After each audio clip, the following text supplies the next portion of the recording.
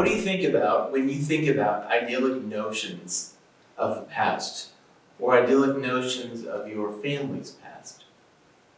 When I think about such things, I think back to Christmas 2003.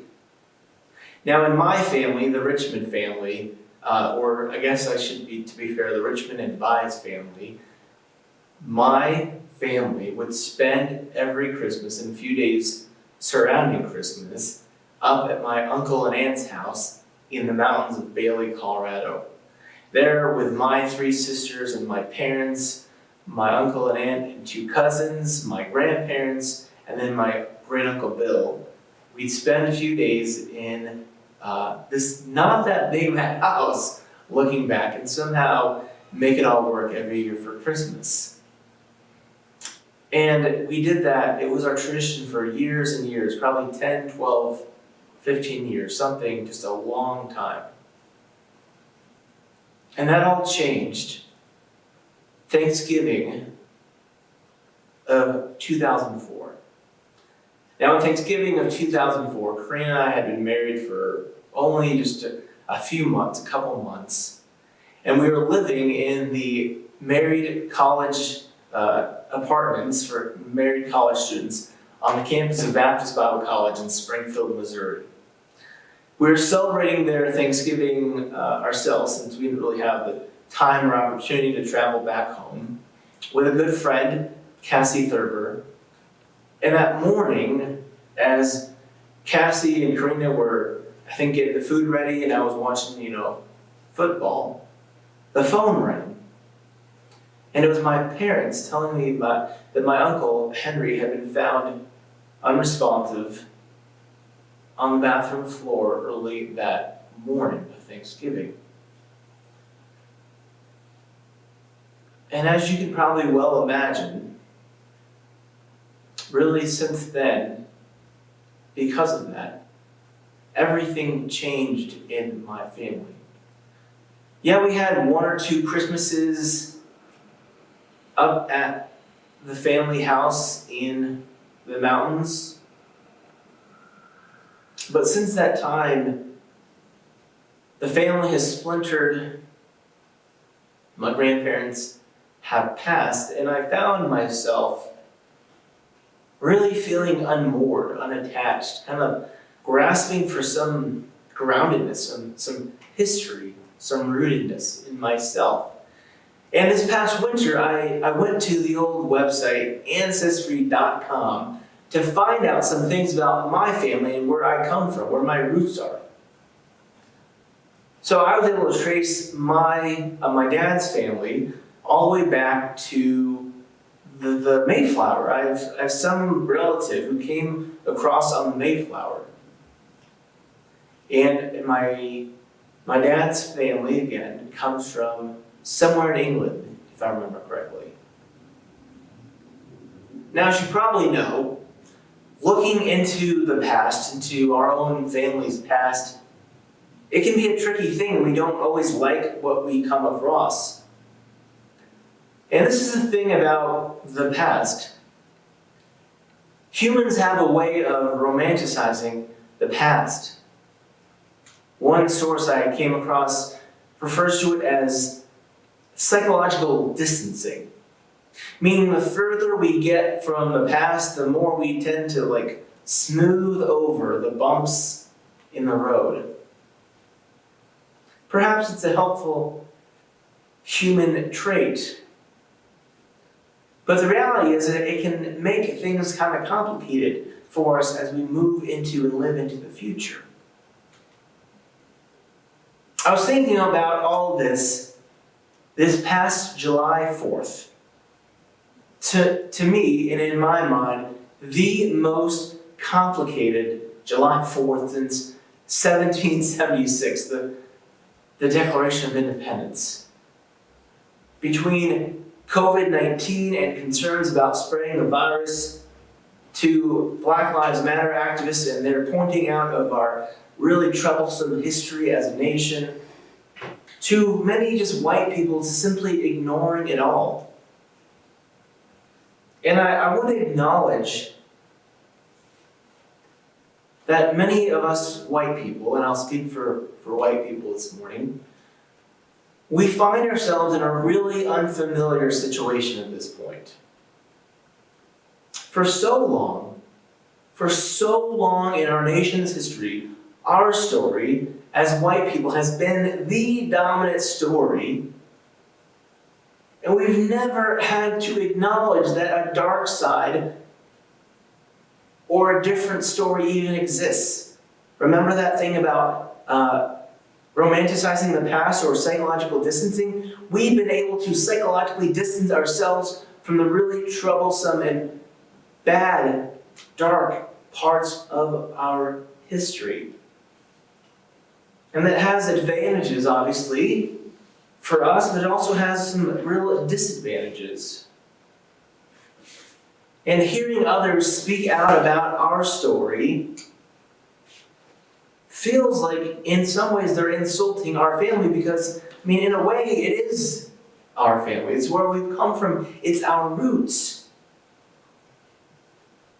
And this is really the danger of psychological distancing, of romanticizing the past, is we really don't fully comprehend or understand where we've come from.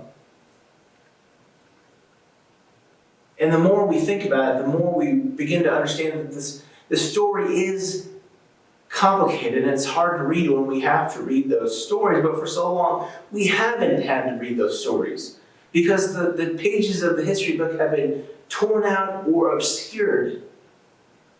And we haven't had to deal with those own elements of our story. But as one author writes, just because a page is torn off the calendar doesn't mean it ceases to exist. The presence of the past is equally evident in families, in organizations, even in nations. So we could say, hey, it was a long time ago, but as one song sings, not even 2 lifetimes have passed since the days of Lincoln. Now, perhaps you recognize those words. It's from a song that Paul sang a couple weeks back by the Avett Brothers called We Americans. And I was listening to the words of that song over and over again. I was thinking about my own wrestlings with the past. I was thinking about July 4th, and I was thinking about this all in the context of this message series we've been doing called Stuff We Need to Talk About. And I was thinking about the biblical character named Jacob. Now, perhaps you remember this guy named Jacob in the book of Genesis, the beginning of the Bible. Jacob was a person who got by on trickery, deception, and conflict avoidance. He was a twin of his brother and his twin brother Esau. The story goes that when Esau came out of the womb first, and Jacob came out clinging to Esau's heel. And that kind of grasping for more never stopped in Jacob's life. When Esau's and Jacob's father, Isaac, was on his deathbed, the tradition was in that culture for the father to pass on a blessing to the firstborn son. Now, for some reason, Isaac's the dad. Jacob decided he wanted to get that blessing from his father Isaac instead. And Isaac's wife, boy, I get these names confused.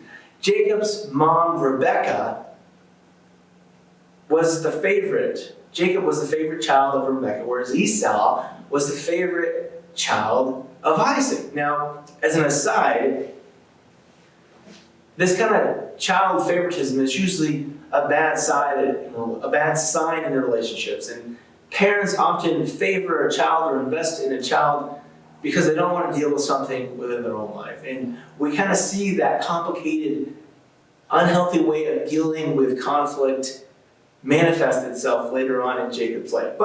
So anyway, since Rebecca and Jacob were in this close relationship, Rebekah decided, hey, I'm going to help my favorite son, Jacob, get this blessing from Isaac the father. So she helps Jacob pretend to be Esau, goes into Isaac, who's on his deathbed, and gets this family blessing. Esau finds out, and as you can imagine, is furious and threatens to kill Jacob. So Jacob runs off, he gets out of town, and goes to a family member in a far-off country named Laban. And he meets this young woman named Rachel. And he says, hey, I want to marry this woman. And back in that time, back in that culture, you had to do 7 years of work, or at least that's how it worked in this family situation. So Jacob committed to working 7 years for this man Laban to have the hand of his daughter Rachel in marriage. So the 7 years comes, and the Bible says that it flies by practically because of Jacob's love for Rachel, right? They have the wedding night. Jacob wakes up the next morning and realizes that it's not Rachel he was with. It was Laban's older daughter, Leah. And Jacob's like, hey, Laban, what's the deal? Like, this is not the deal that we made. And Laban says, hey, in my culture, like, I can't marry off my younger daughter before my elder daughter. So Jacob's like, fine, but I want to marry Rachel. So he gets married to Rachel again and commits to work for another 7 years for the father-in-law, Laban. So during this time, they come to an agreement that Jacob will get a portion of Laban's cattle to kind of build his own family wealth and household, whatever. Now Jacob, again, to kind of do his conniving traits, right? He comes up with a way that, I don't know how to say it other than like biohacks, so that his flock, his cattle, his herd grows and multiplies, whereas Laban's kind of just suffers. So eventually Laban kind of figures out what's happening and says, hey, you know what? Let's just go our separate ways. You go, take your cattle, your herd, and I'll keep mine here, but let's go our separate ways. Now, interesting, about this time, Jacob learns his estranged brother Esau wants to see him again. Now remember, this is the same brother Esau that had literally threatened to kill him if he saw him again. So Jacob, understandably, as you can imagine, is terrified. And I'll read this morning from the book of Genesis, chapter 32, and verses 6 through 8. So a messenger returned to Jacob and said, we went out to see your brother Esau, and he's coming to meet you with 400 men. 400 men. So obviously Jacob was terrified. He felt trapped, so he divided the people with him, and the flocks, cattle, and camels into two camps. He thought, if Esau meets my first camp and attacks it, at least one camp will be left to escape. So kind of smart, right? Now, as this is all happening, as the mechanisms are going in place and this is all processing out, Esau meets this stranger, and for some reason, in the story, we read that they get into a wrestling match. So this happens later on in the chapter. We'll start in verse 24, Genesis 32, 24.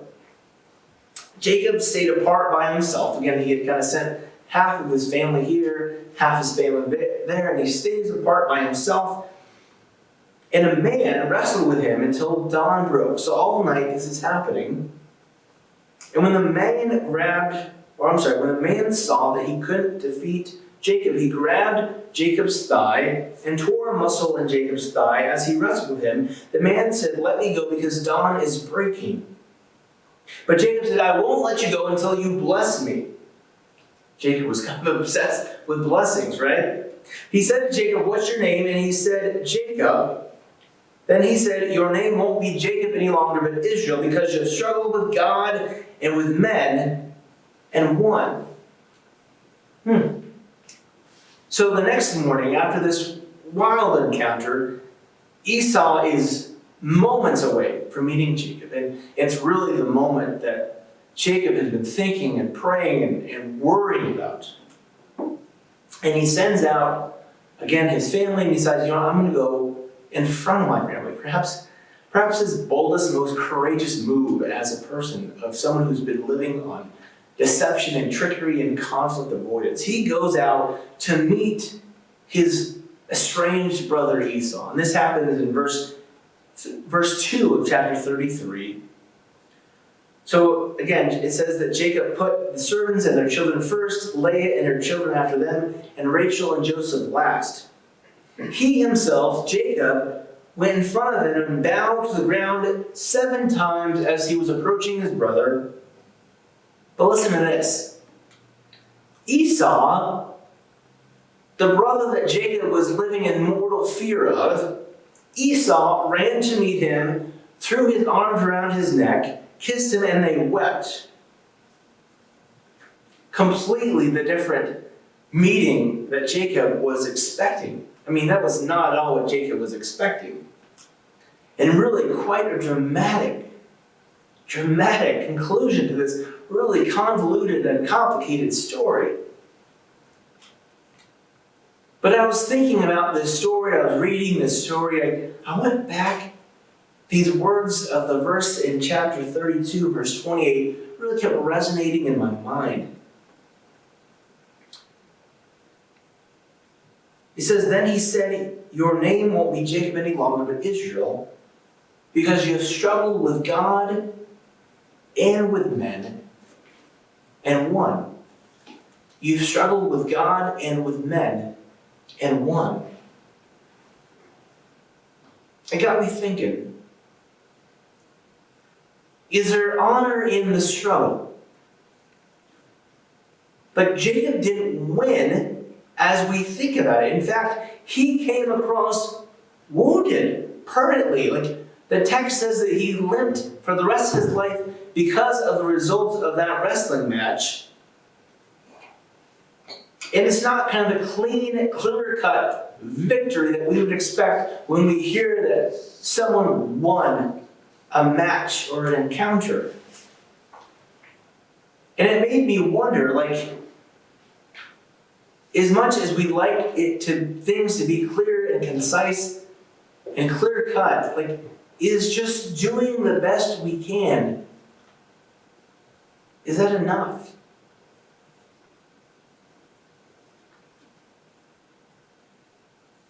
As I think about my own family's past,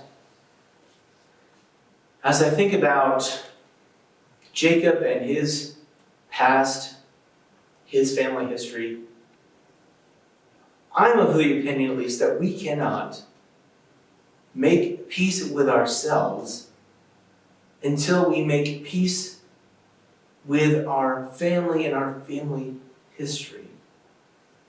That's what I see happening here with Jacob and Esau. Like literally, Jacob was wrestling, it seems like. He was wrestling with all this the night before he was to meet his brother Esau.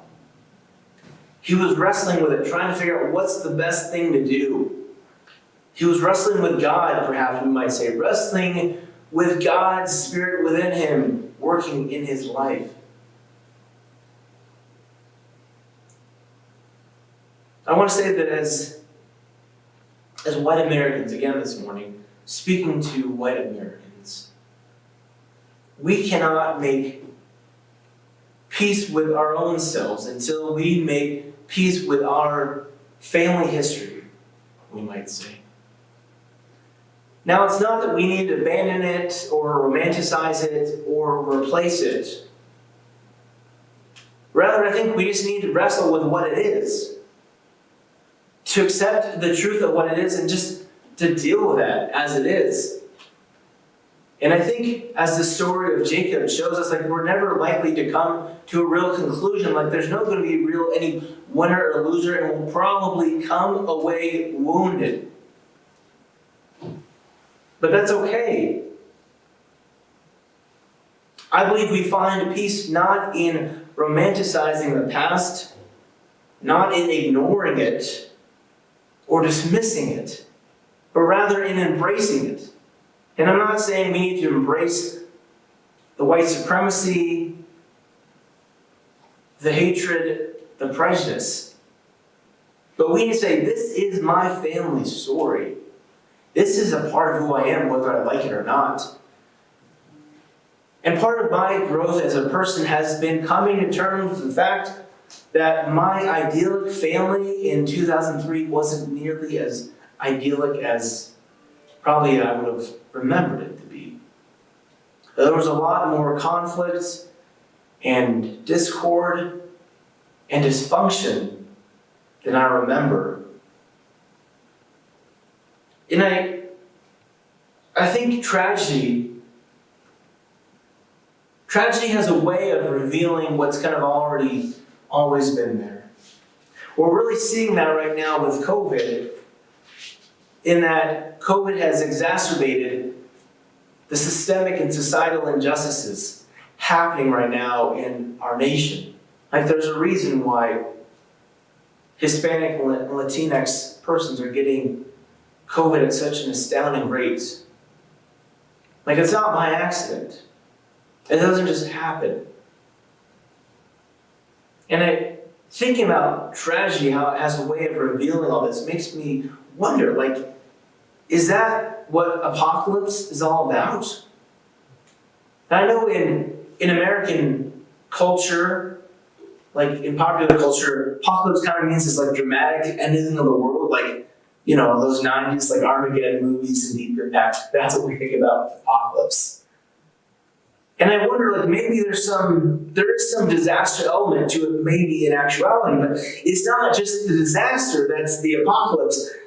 In reality, what the word means is a revealing, and I wonder if maybe like that tragedy or that disaster has a way of pulling back the layers, and revealing what's been hidden, that injustice, that dysfunction. Those real problems of the past. And again, I'm not saying that embracing our past means embracing white supremacy or injustice or prejudice. What I'm saying again is that embracing our story means saying, yeah, this is my family. Like, whether I like it or not, this is where I come from. This is true. In telling the story of my family, telling the story of my nation means I have got to tell that story too. And if I'm not telling that story too, then I'm not telling the true story of my family. And just as it is with our own personal families, there will be love in our hearts and pain in the memories. Just as there is pain in the memory of my own emotions in my heart, in my head, as I talk about Christmas of 2003. And I believe part of becoming a healthy, functioning adult means being able to hold all that intention, being able to wrestle with it, to live with it. And there will always be a deep appreciation for where I come from, for my family as a Richmond, as a bias as my mom's family is. There will always be a deep appreciation for that. There will always be a deep appreciation for me as an American. But there also will be a deep pain. A deep pain as I acknowledge my family history, my nation's history. And I have to wrestle with, you have to wrestle with, we have to wrestle with that deep pain and the appreciation, and to find some peace in that discord, in that wrestling. Rejecting our family, like, that's not healthy. Trying to pretend that our family was the perfect, idyllic, loving family, that doesn't work either. And whitewashing over our history does not help. It just doesn't work. Wrestling with our family, wrestling with our history, wrestling with our nation's history is about appreciating, yes, appreciating those of us who have gone before us, but acknowledging their mistakes and seeking to do better ourselves. As Jacob's story teaches us, I believe, we can only grow when we are willing to wrestle with and confront the mistakes of our past. That's where true growth comes from. My prayer for you, my prayer for me, my prayer for us as a people, as a nation, that we would have the community, that we would have the courage as a community to do so. May it be so. Amen.